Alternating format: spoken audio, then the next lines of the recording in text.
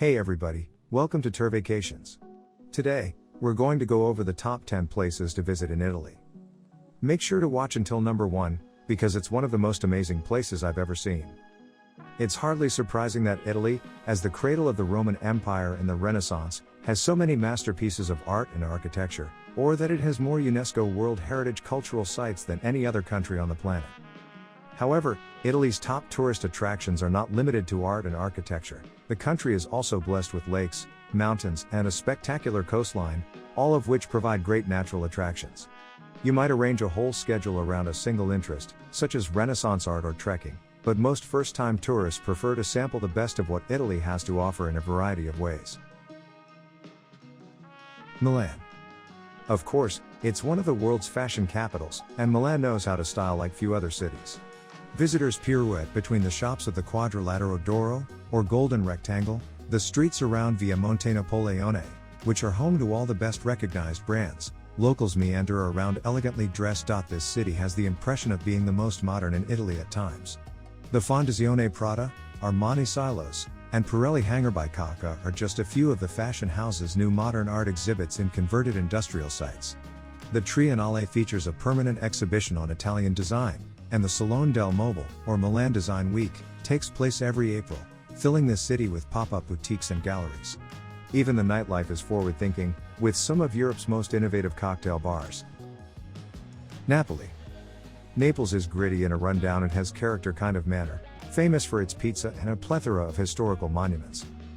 It's the birthplace of pizza, has a plethora of historical treasures such as the Duomo and Villa Comunale, and offers a truly amazing and fascinating underground city tour. Plus, it's a foodie's paradise. I basically turned into a pizza here since I ate so much of it. Naples is also a wonderful starting place for visiting the region because of its proximity to Pompeii, Capri, and Sorrento. Pompeii. Mount Vesuvius, still smoldering, stares down on the ruins of the city it destroyed in AD 79. However, the lava enclosed many of the city's art treasures, including frescoes, mosaics, and sculptures, which were preserved as the lava cooled. Houses, markets, baths, temples, theaters, streets, and human remains have all been discovered over the centuries. Visitors can take a tour of the site, stroll over old alleys scarred by chariot tracks, and view Roman engineering from over 2,000 years ago. The excavated city of Herculaneum, which was destroyed by the same eruption in AD 79 but was buried in lava and ash that consolidated and froze the town exactly as it was, is located near Pompeii. You may tour both sites in one day, but a longer stay permits you to ascend to the rim of Vesuvius, which is still active. Pisa. The Leaning Tower of Pisa is one of several attractions in the city of Pisa, one whose international popularity stems from a fault rather than the elegance of its construction.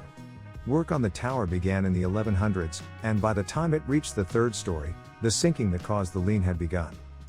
Before restoration efforts in the 1990s, it was anticipated to tumble over by the year 2000, since it had been leaning more and more throughout the ages. Visitors can now ascend the tower's stairs for a spectacular perspective of the city. Rome. For centuries, it has been considered as the center of the globe.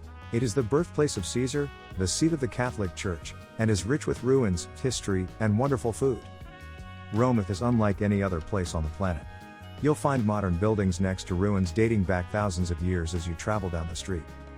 Visiting Rome is like stepping back in time, and it's a fantastic experience that will show you the modern world's past while also providing you with some of the best food you've ever tasted. Everybody must pass through Rome. Travelers on Eurotrips flock here to backpack, budget travelers make it their base, history buffs come here to explore the ruins, couples visit Rome on honeymoons, and the glam set live it up here.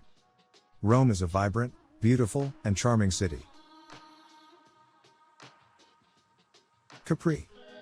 The Blue Grotto is one of Italy's most popular tourist attractions, but there are plenty of other reasons to travel to the mythical Isle of Capri from Naples, Sorrento, or the Amalfi Coast. The jagged cliffs of the high rocky island jut out from a vividly blue sea, softened by green pines and tropical flora. The Blue Grotto is just one of the sea caves that cut through the island's cliffs, and the best way to see them, as well as the 3 Faraglioni rocks off the island's south shore, is on a boat tour around the island. Tourists can visit several villas and gardens, and walking routes beckon investigation. Florence. The Duomo Santa Maria del Fiore, or Cathedral of Santa Maria del Fiore, dominates the Florence skyline and is considered one of the world's best churches.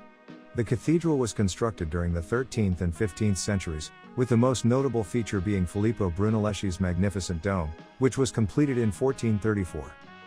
The bell tower of the cathedral, which lies near to the cathedral in Piazza del Duomo and is coated in the same patterned marble as the cathedral, is typical of Tuscan Romanesque architecture.